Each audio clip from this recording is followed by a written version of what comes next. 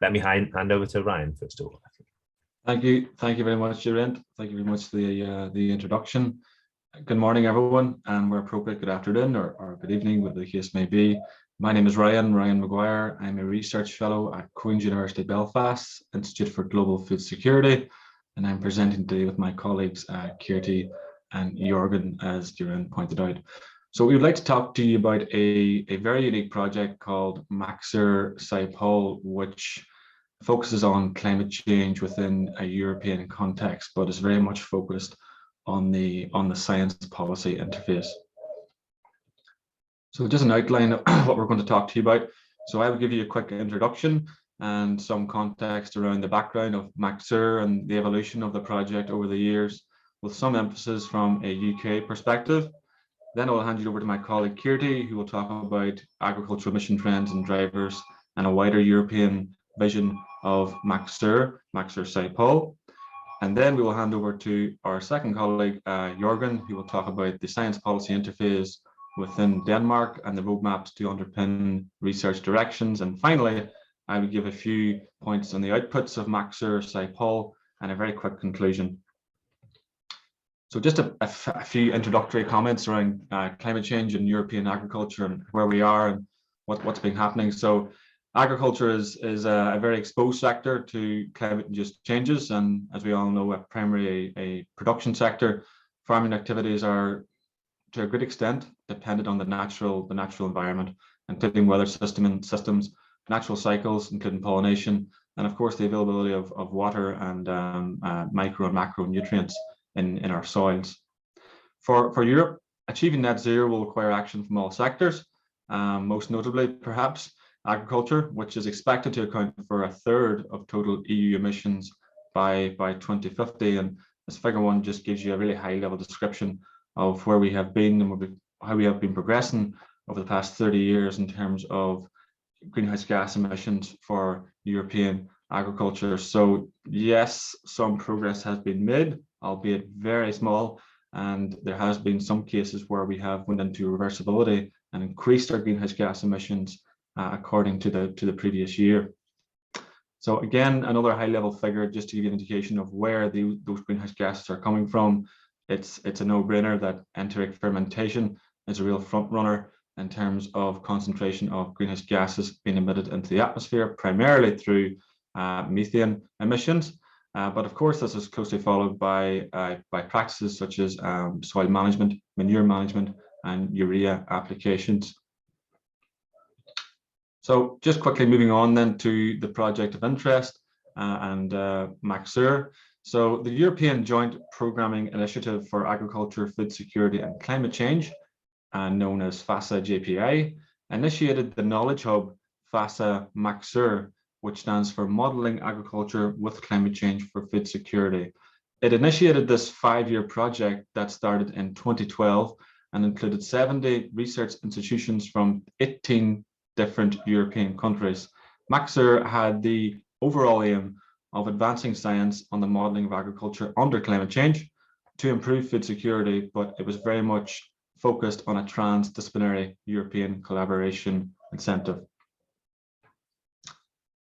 Some key outputs from Maxer over that period include the advancement of knowledge and modeling crop and grassland production, advancing knowledge around the price development of agri-food products, the selection of regional case studies as showcases of integrated and interdisciplinary modeling work, and of course the training of young scientists and junior researchers. And overall, there were approximately 100 papers published on the methodological aspects of modeling food security in high quality peer-reviewed journals. So, and those are just a select 3 key outputs and successes of Maxer. But despite these successes, it was concluded that there was a significant gap between key scientific outputs and their implementation into the policy-making processes across European agri-food policymakers. So despite the successes, there was a significant gap within that science policy interface for European agri-food. Thus, Maxwell Scipol was initiated. So FASA-JPI initiated Maxwell Scipol, which stands for Maxwell Science Policy, as a pilot exercise to bring together science and policy actors together for the strategic design of responses to climate change adaptation and mitigation. within European AgriFood. Maxwell Scipol is an 18-month project which began in June 2021 and consists of 8 participating European countries, including the UK, Ireland, Germany, Italy, Austria, Denmark, etc. Overall, the project mitigation topics address emission reduction strategies, whilst adaptation measures include efficiency measures and adapting to consumer trends in different climatic conditions. For example, very quickly, just looking at the landscape in front of you, typical mitigation measures may include optimizing above ground biomass to improve sequestration potential. Also, they may include reducing, for example, nutrient runoff and improving our soil health, fertility and functionality by maximizing plant nutrient uptake or increasing soil organic carbon through concentrations of organic matter, etc. Another fine example of mitigation measure may include the use of nutrient efficiency measures of nutrient application techniques, such as low emission slurry spreading techniques. For example, the use of a band spread to emit slurry onto our soils, which dramatically reduces concentrations of methane and nitrous oxide that is emitted into our atmosphere. Whilst other types of mitigation adaptation measures may include improved crop and genetic varieties, and of course improving the overall health and welfare of our livestock, and improving the overall efficiency of our animals. And in practice, Maxwell Scipol, by synthesizing model generated knowledge, the Maxwell Scipol hub will aim to provide evidence-based policy support for achieving carbon neutrality by 2050 and to help understand how we can adapt to climate change and focus on synergies and trade-offs in achieving these targets. It will initially address key policy questions within participating countries. So initially it will focus on the key policy questions within the 8 participating countries, all of which, however, are connected to the higher level 70% emission reduction targets for 2030 and carbon neutrality by 2050 under the Green Deal and of course the Paris Agreement. Looking specifically at the United Kingdom and our focus as a Maxer project, Maxwell Scipol project, UK AgriFood contributes to approximately 10% of cumulative greenhouse gas emissions, so quite significant. The UK AgriFood sector and the UK government is committed to net zero by 2050, and key policy questions at the higher level include the new UK Agricultural Bill 2020 and the highly anticipated Environmental Land Management Scheme, which is going to become our flagship agri-sustainability scheme moving forward, and the Green Growth Strategy. For Maxwell Scipol, the UK AgriFood team includes UKRI BBSRC, the Biotechnology and Biological Research Science Council, DEFRA as our national policy representatives, the Department of Environment, Food, Rural Affairs, Queen's University Belfast, and the University of Birmingham. In practice, the UK team will aim to bring together the wider community of UK AgriFood as one unit to help deliver high quality information to government, that being our national policy representatives, DEFRA. This will allow us to strengthen discourses in the unique space of science policy and determine a unified mechanism for delivery of accurate information to government and how current policy is affecting such barriers to climate change mitigation and adaptation at the farm level, and what ideally current policy could do to help overcome such challenges and accelerate our journey to net zero. Thank you very much. I will now hand you over to my colleague Keerthi from ZALF to take you through the wider European context of the project. Keerthi. Thank you very much, Ryan. I think you still have to be there to change the slides, and thank you very much for accepting this role. Just to zoom out and present what's happening in European agriculture, we would like to use the Maxer countries as a case to show what are the agriculture emission trends, how it has been developed in last 30 years. With an overall outcome is to elaborate a cross-scale roadmap towards carbon neutral agriculture with a focus on mitigation and adaptation.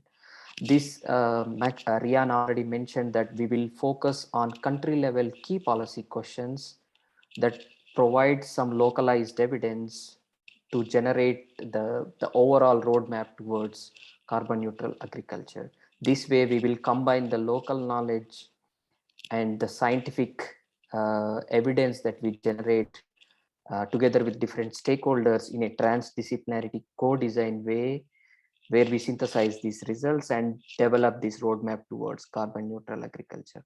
So what does carbon neutral agriculture means is that generally there are three main gases that come from agriculture. So whenever we talk carbon neutrality, we include methane, nitrous oxide, and carbon dioxide. So the carbon neutrality can be achieved when the emissions from these gases are managed in efficient way. Rian, next slide, please.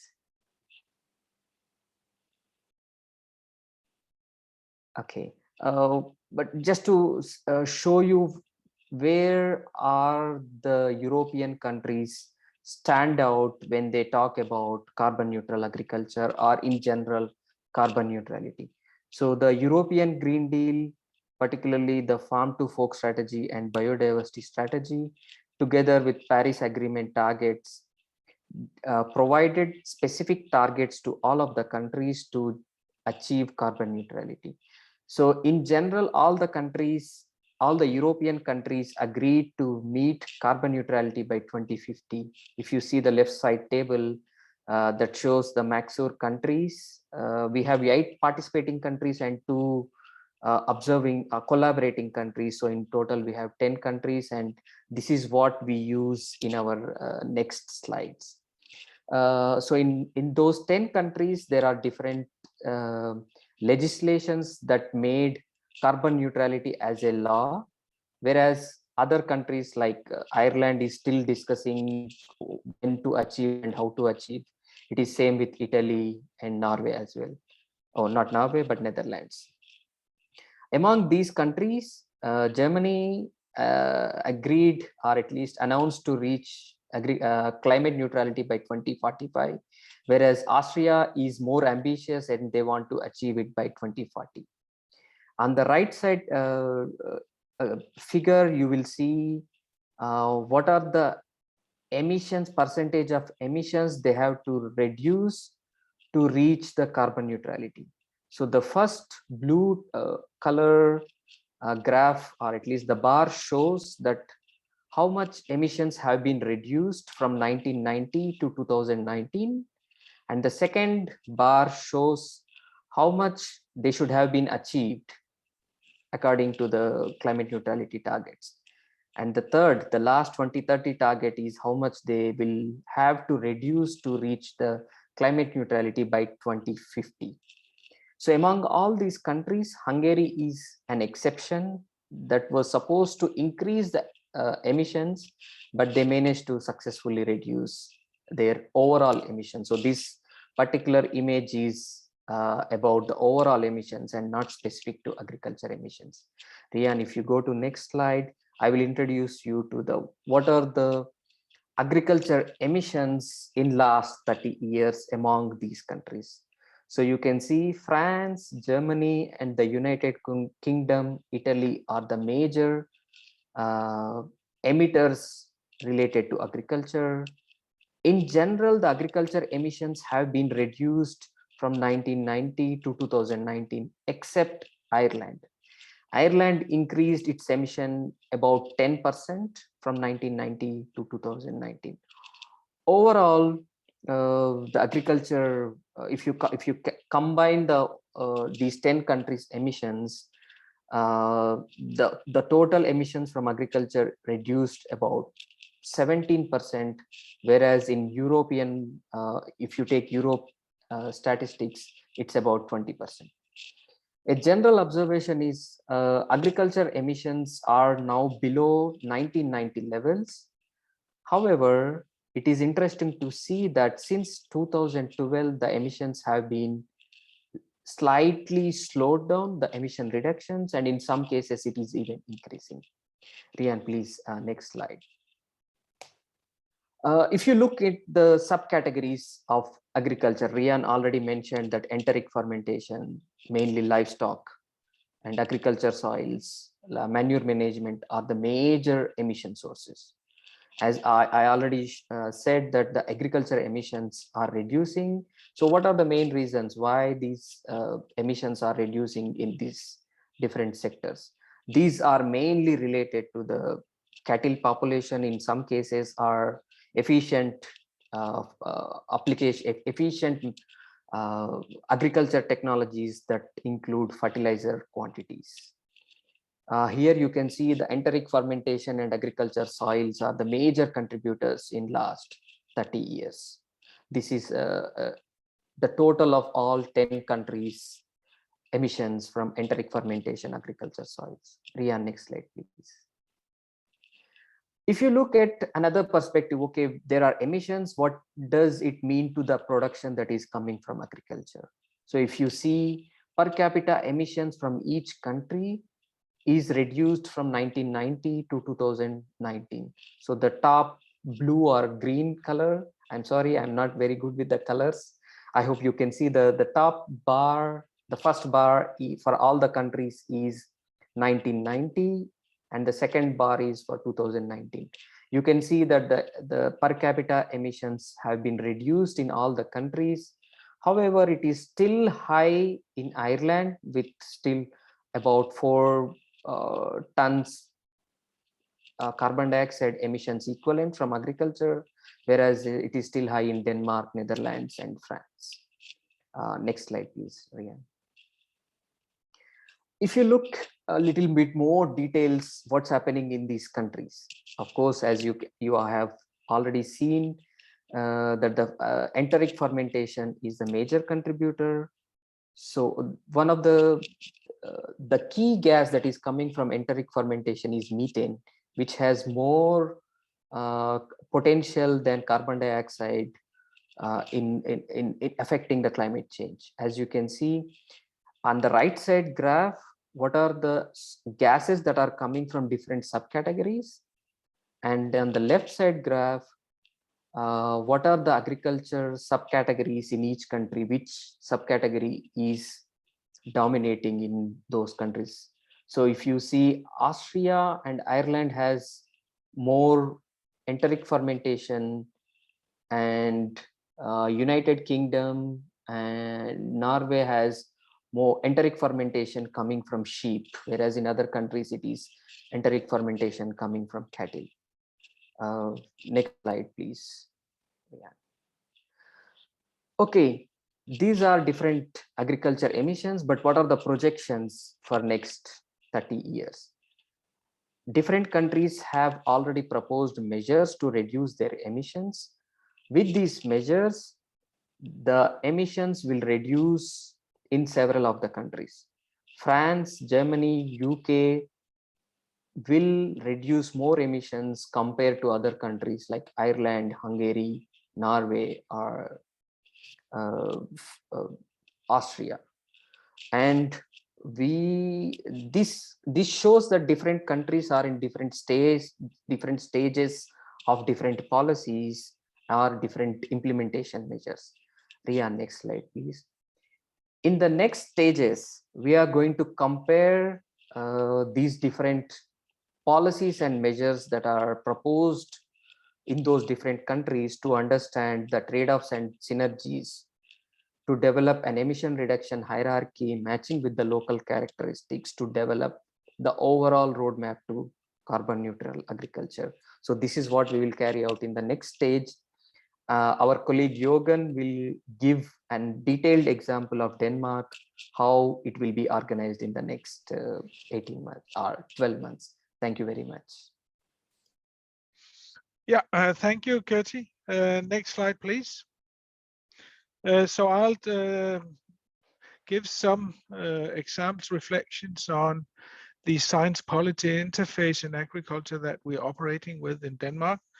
I'm a professor and head of department at Aarhus University, and we have an agreement like some other universities have, a framework contract with the ministries, and in this case, in particular with the Ministry of Food and Agriculture, to provide research-based policy advice. We also have agreements with the Ministry of Environment, the Ministry of Climate and Energy, So those contracts describes the area of the policy advice and what we expected also to do in terms of supporting research that underpin this policy advice. Next slide, please. So we have in recent years been challenged considerably with this because this is also a hot political issue. Agriculture is a big part of well, it has been a big part of the economy in Denmark, not so much anymore. It's still a big part of the exports. We export about 70 to 80% of the agricultural produce in Denmark. But it's particularly hot in terms of its impact on environment, climate, and many of these other aspects. So there are many interests from both the policy makers, but also from organizations, citizens, and so on this. So it's very important, of course, that the advice, the research-based policy advice that we deliver is delivered in a way where it cannot and should not be criticized for being biased. So the issue of having arm's length to the policymakers and having transparency in the process of providing this advice is extremely important.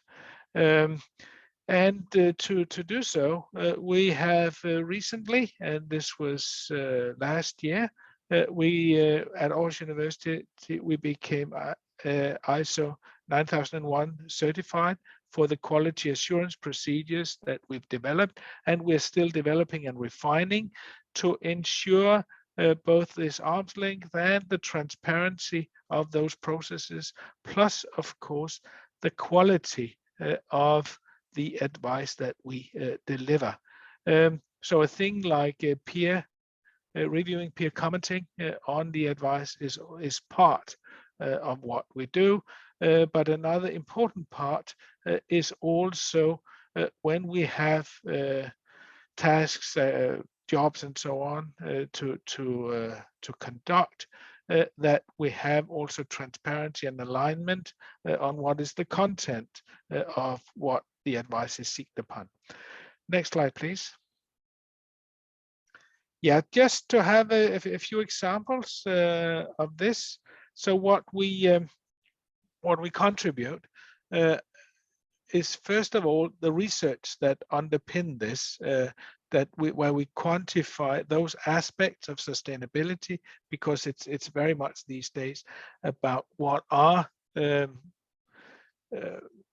the agriculture's contribution negatively and positively to sustainability issues. So both experimental and modeling studies are part of this in terms of contributing to that advice. We also do monitoring at farmers, at landscape level of, it could be of greenhouse gases, it also reporting.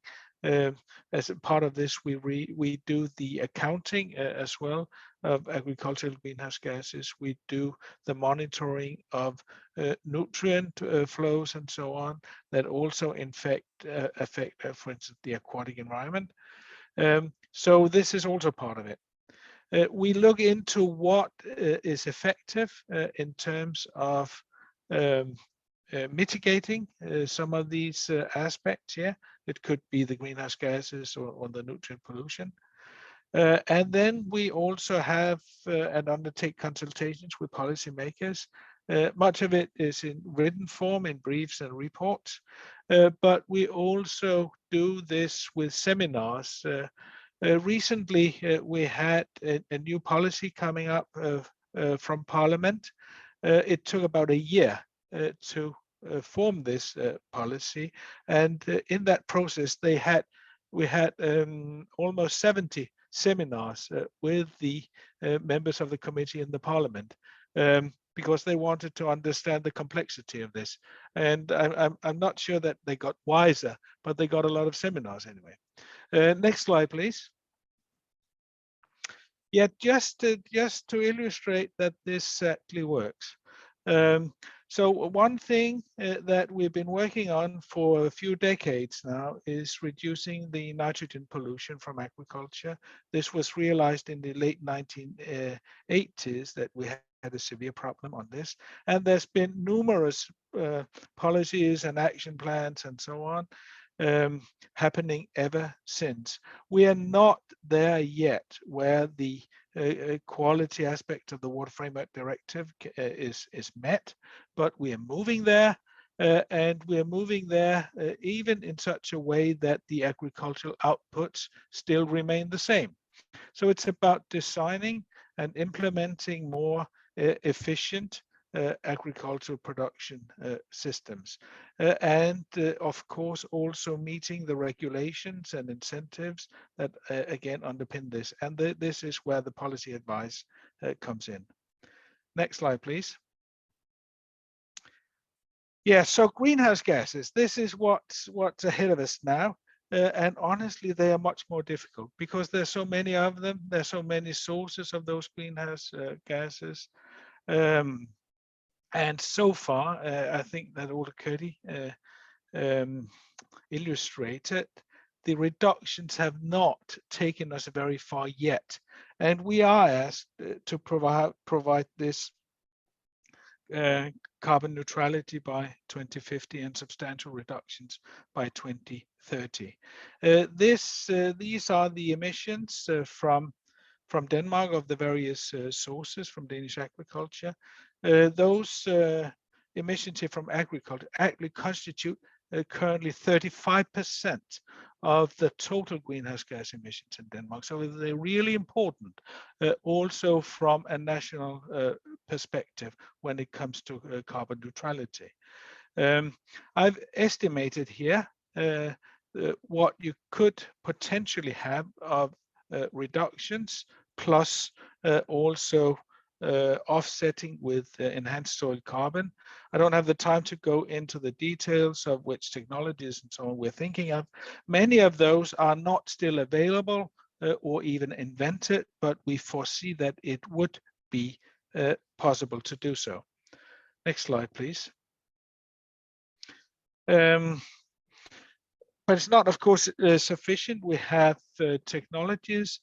We also need to have the incentives for the transition in place so that these technologies are actually being implemented. There are many barriers for this, which we're also looking into as part of our research-based policy advice, because this is also what many policy makers ask about, because what they're really interested in, okay, is what incentives do they need to put into place.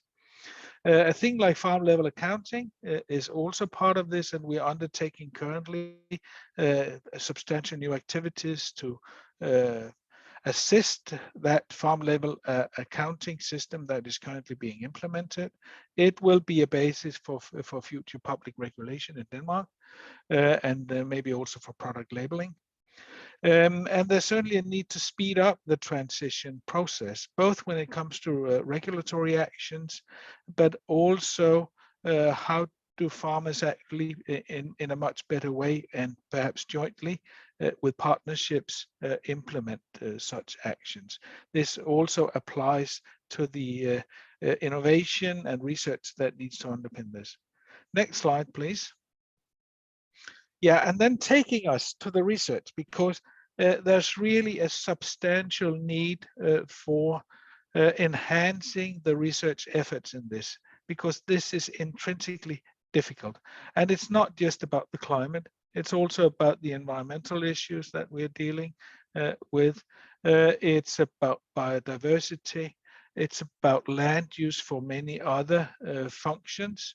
And it's in fact also about enhancing food production, nutrition for the growing global demands for food. And then eventually, of course, it's also about jobs. It's about securing the economic aspects of this as well for both the farmers, but also for many of the rural environments that depend on this. So it's hugely complex and multi dimensional. What we have been looking into in a roadmap, which I'm happy to share with any of you. You can email me, then I'll share with.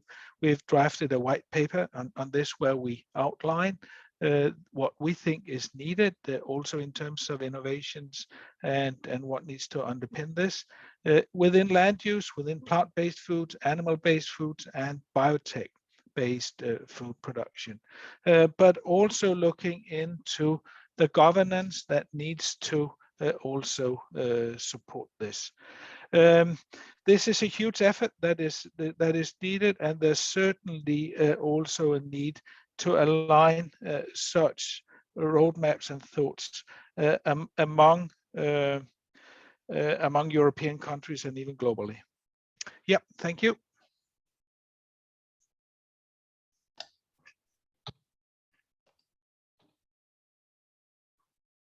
Thank you very much, Jørgen and Keerthi. That was excellent.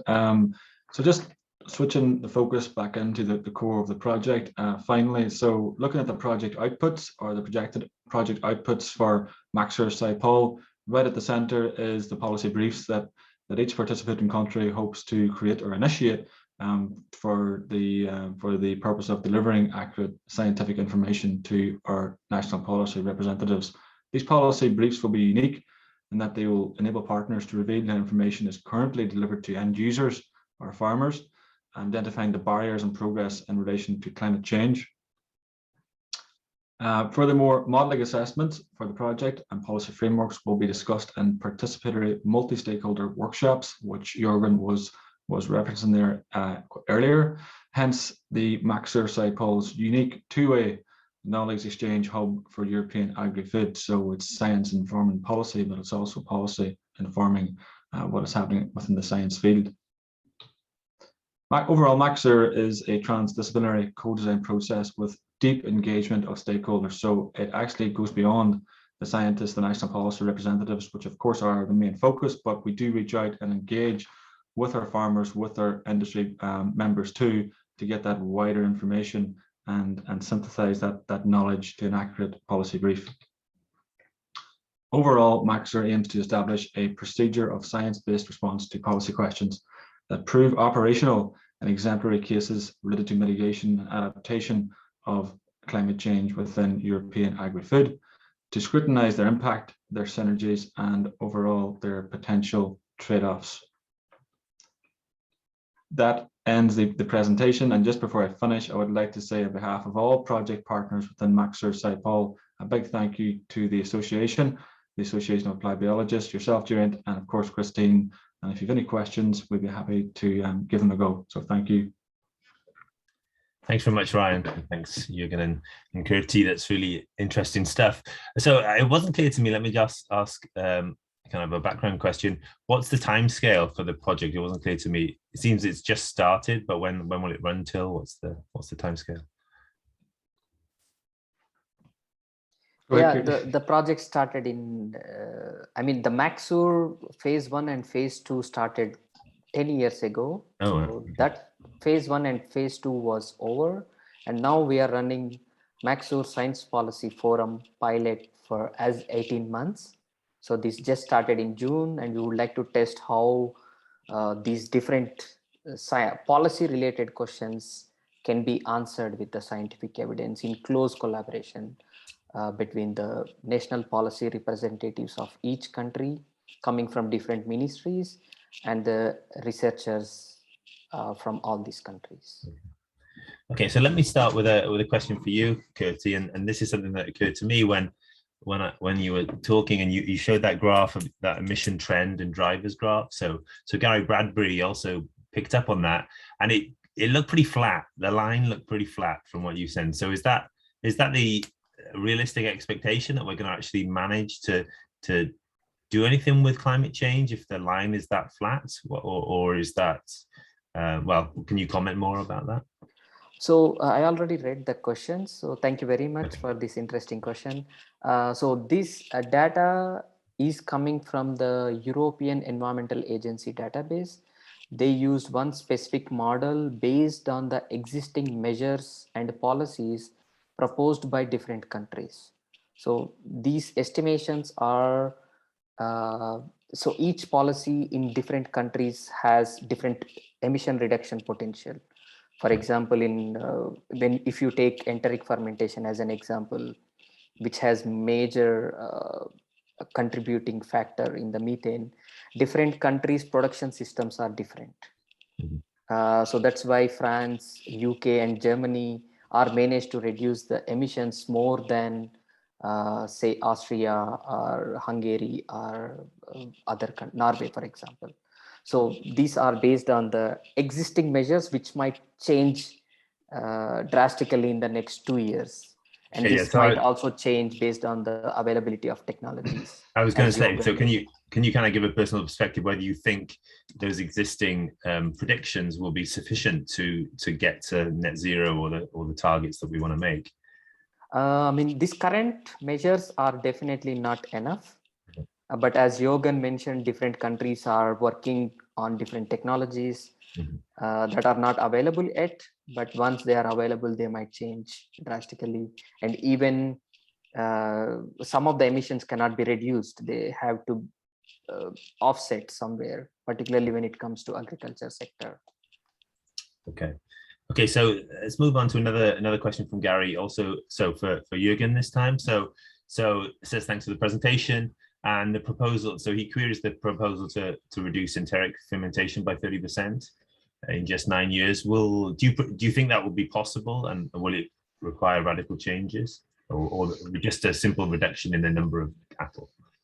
Yeah, well, a reduction in number of cattle, as I see it, is not necessarily a solution.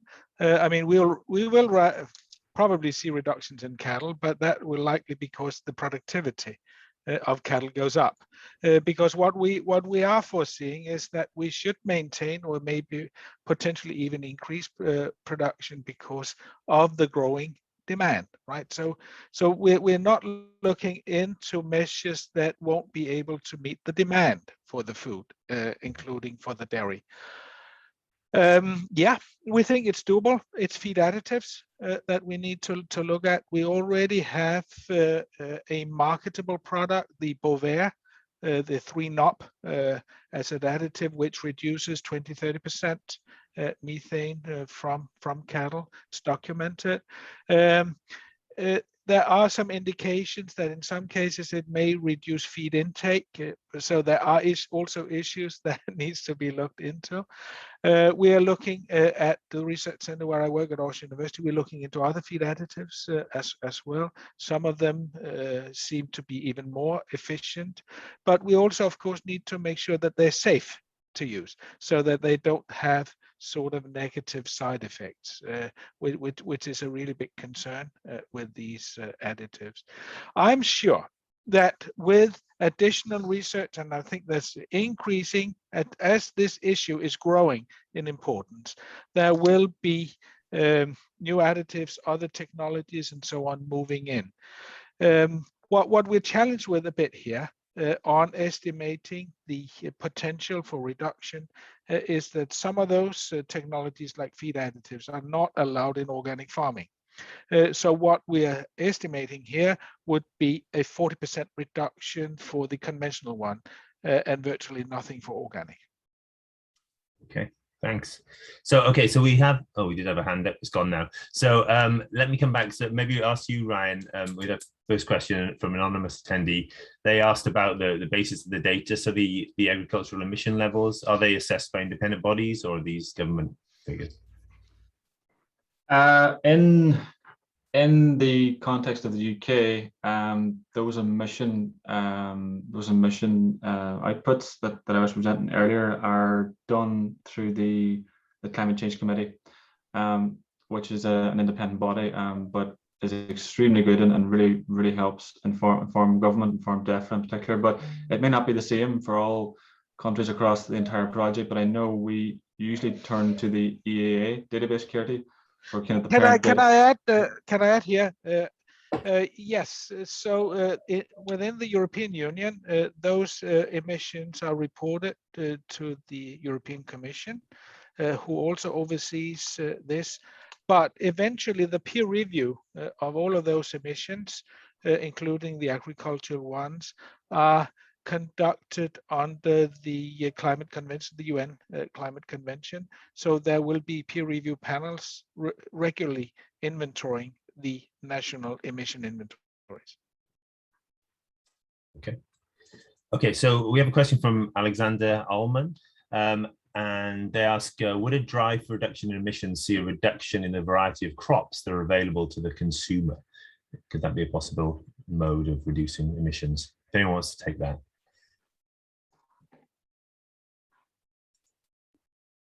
Basically, in order to reduce emissions, do you predict that we might have less options available to us?